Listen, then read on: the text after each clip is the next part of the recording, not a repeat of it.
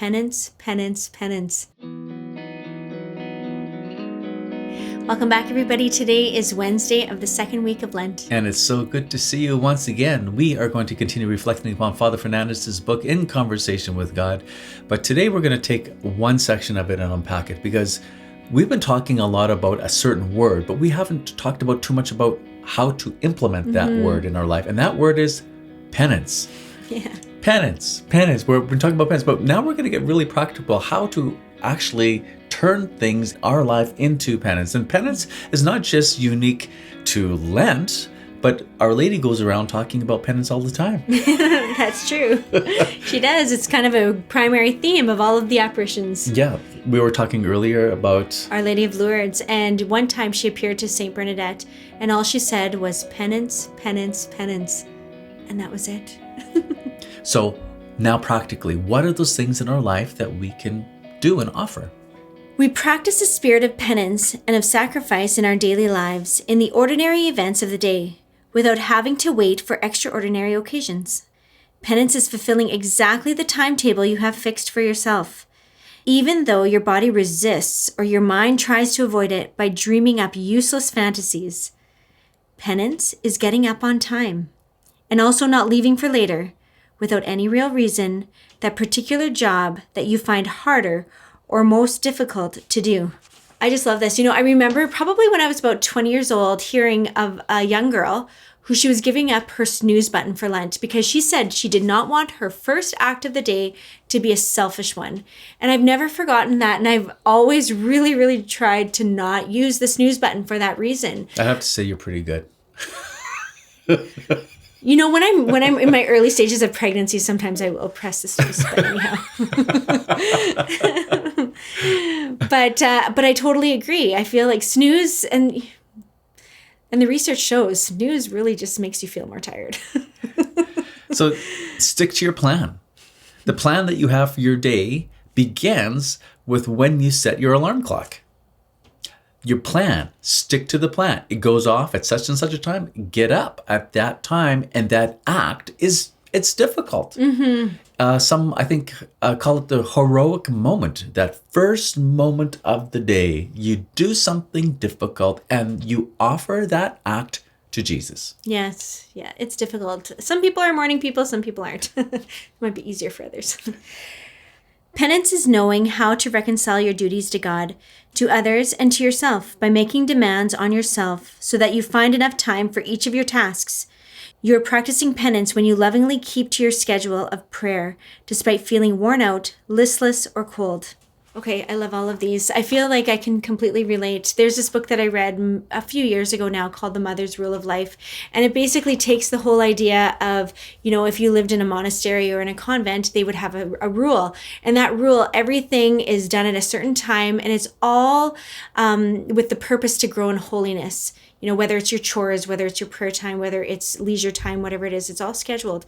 And as a mother, this author, she encourages that we have our own rule in a way for our rhythm to flow in our family so that everything orients itself towards family holiness. And I find that when I stray from my rule, then things go haywire around here, and it's just like nothing's getting done and I'm feeling overwhelmed.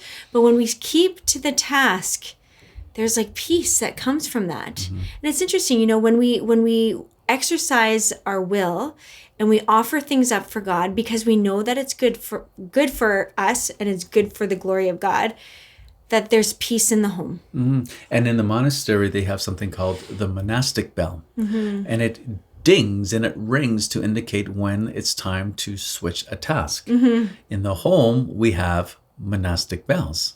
Sometimes it's a baby crying saying, I need my diaper changed. Right. And like I like what the author said also about, not delaying. Sometimes I'm like, oh, the baby's diaper needs to be changed. I'm joking. You're so good at that. Sometimes you're my monastic bell. Oh, and here's one right now. What do you need?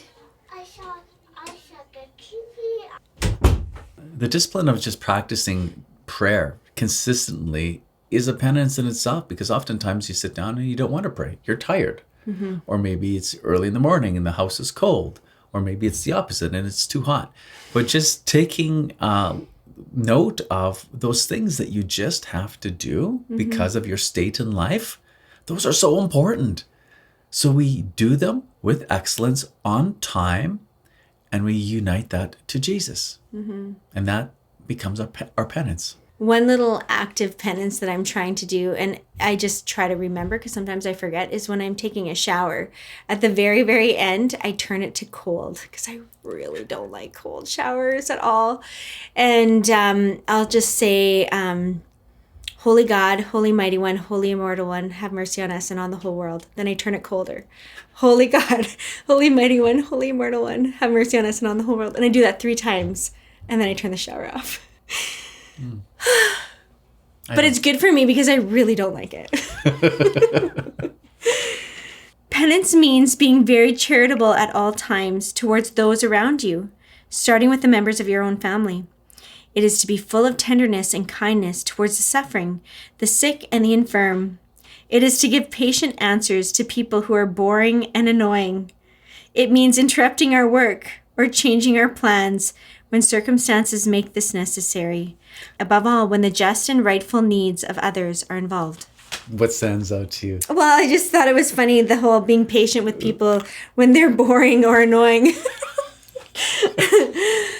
I'm grateful that I don't have too many of those, but sometimes the kids will just go on with long stories, or or maybe people talk about things that I'm just not interested in, but like you try to remain engaged, or and that's really a practical thing, because we don't engage in conversation simply because it always makes us excited or because it feeds us, or sometimes it's just respectful to listen to the other person. That's right. And it honors them.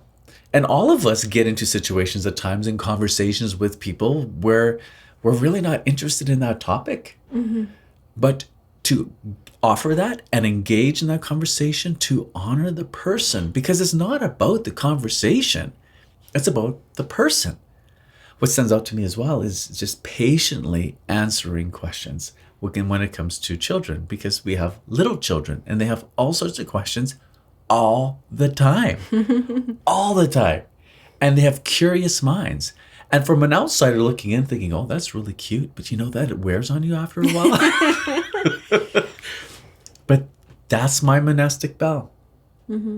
That's my growth in holiness. And so maybe you can recognize some of these in your own life.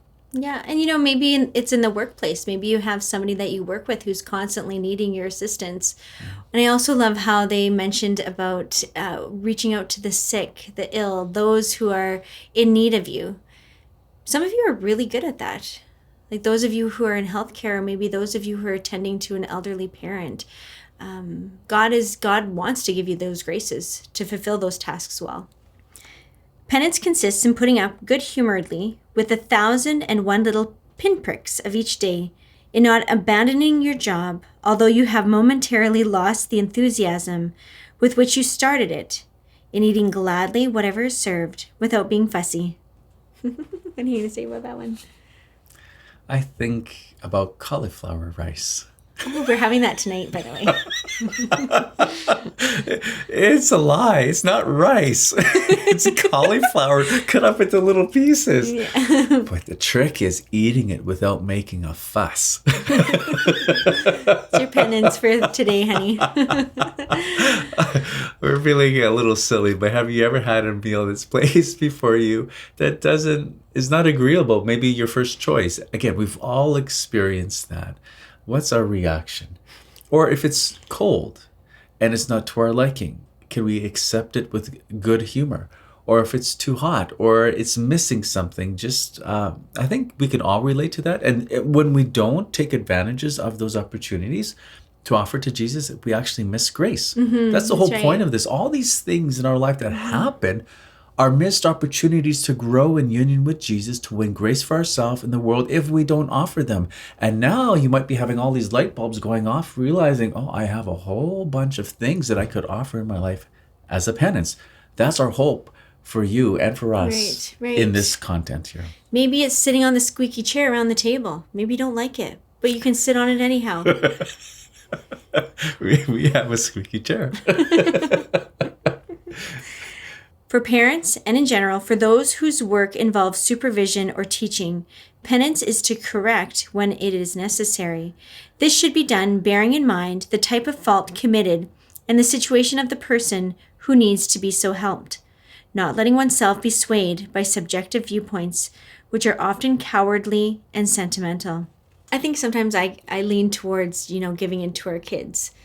If they're complaining about something or they want a treat or whatever. So this Lent has actually been really difficult for our family with our kids. As parents, we have made a few decisions in terms of, what our kids are going to be practicing. And I could see how that would be difficult, but I'm really trying to instill in them how to make themselves a selfless gift to God through these little acts. Like, how can we joyfully give this up? But at the same time, I don't want to totally break them,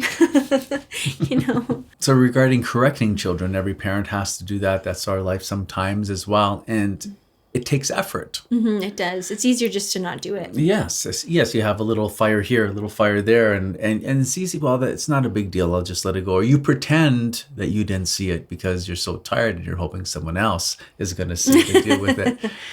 That is a penance, meaning that effort to get up and deal with the situation is the penance in itself, because it takes effort, it takes concentration. It might be unpleasant, but it's glorifying God. You offer it to Jesus, and again, you win grace for the world, but for that situation and for that child. Right, and it's better for the child, for them to be lovingly disciplined. Yeah.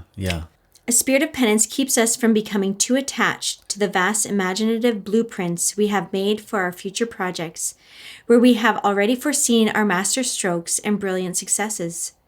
What joy we give to God when we are happy to lay aside our third-rate painting efforts and let Him put in the features and colors of His choice. Do you have a master blueprint for your life?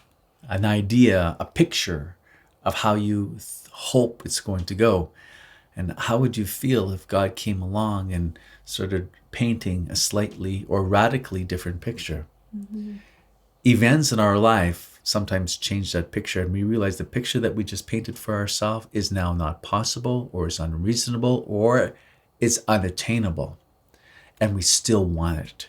We still want that picture, but circumstances in life, God's providence has allowed, now it's not possible. How do we respond? That interior struggle of letting go of the picture that we painted for the future is a penance. It can be the tearing. It's hard to let sometimes those dreams go. And it's okay to paint the picture. It's okay to paint the dream, but always ask the master painter to come along and say, make a masterpiece with my life. Right.